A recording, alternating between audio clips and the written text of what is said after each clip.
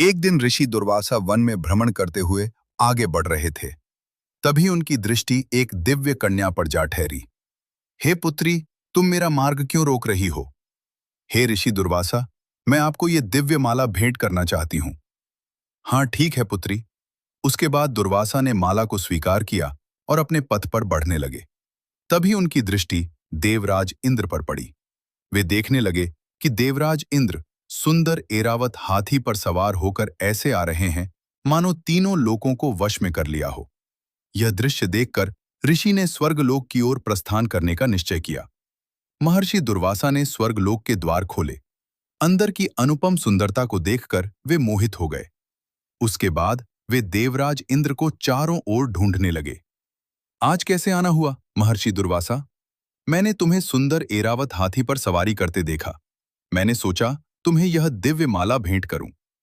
ठीक है महर्षि, दीजिए अपना भेंट। माला पहनने के बाद उनके मन में विचार आया कि इसे एरावत हाथी को पहनाया जाए, और उन्होंने ऐसा ही किया। तत्पश्चात एरावत हाथी ने उस दिव्य माला को अपने पैर से कुचल दिया, और उसके बाद जो हुआ, तेरे अहंकार ने तेरा विनाश निश्चित कर दिया है। अब तुझे उसके परिणाम भुगतने होंगे। मैं कोई साधारण ऋषि नहीं हूं। मैं हूं महर्षि दुर्वासा, जिससे भगवान भी मेरे क्रोध से डरते हैं। माफ कर दीजिए, मैं आपके भेंट का सम्मान नहीं कर सका। अपना श्राप वापस ले लीजिए, नहीं तो तीनों लोक में प्रलय आ जाएगा। मेरे मुख से निकली वाणी व्यर्थ नहीं जाती। उसी क्षण स्वर्ग लोक में त्राहिमाम मच गया। पाताल लोक और भी भयानक हो उठा, और मृत्यु लोक की सारी सुंदरता मानो छिन गई, और असुरों ने इस अवसर का लाभ उठाकर स्वर्ग लोक पर आक्रमण कर दिया। युद्ध ऐसा छिड़ा कि तीनों लोक कांप उठे।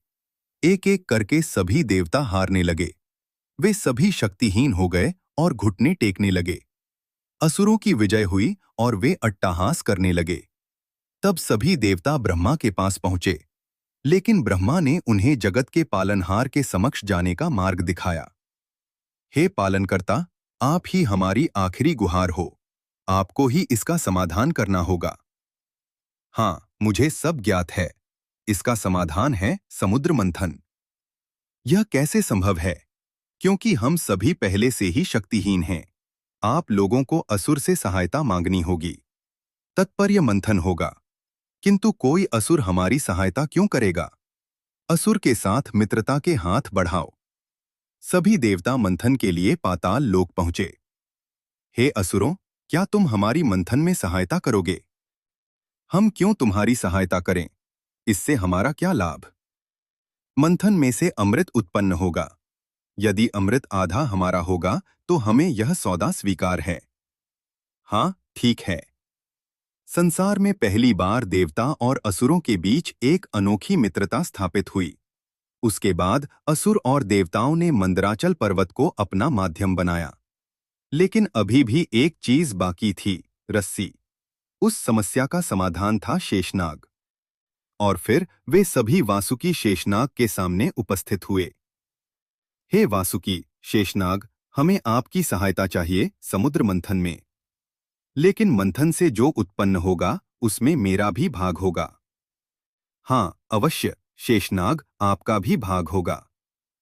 उसके बाद मंथन शुरू होने ही वाला था, लेकिन असुरों ने एक और शर्त रख दी।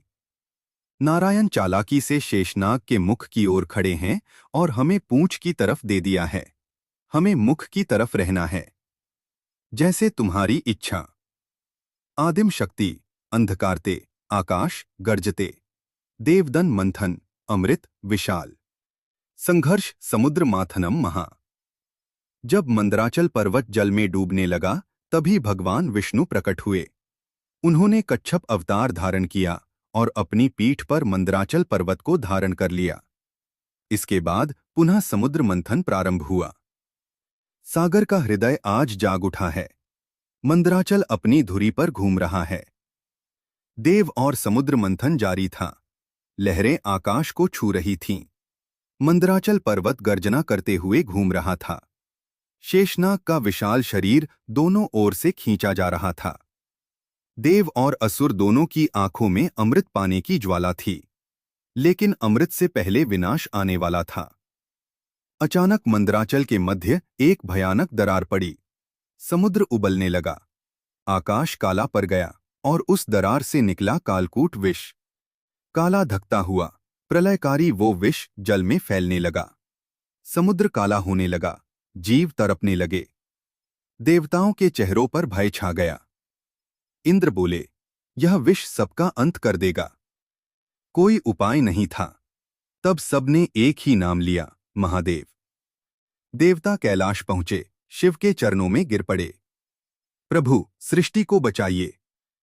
महादेव शांत थे। उन्होंने विष को अपने हाथों में उठाया। माता पार्वती ने चिंता से उन्हें देखा, लेकिन शिव बोले, सृष्टि की रक्षा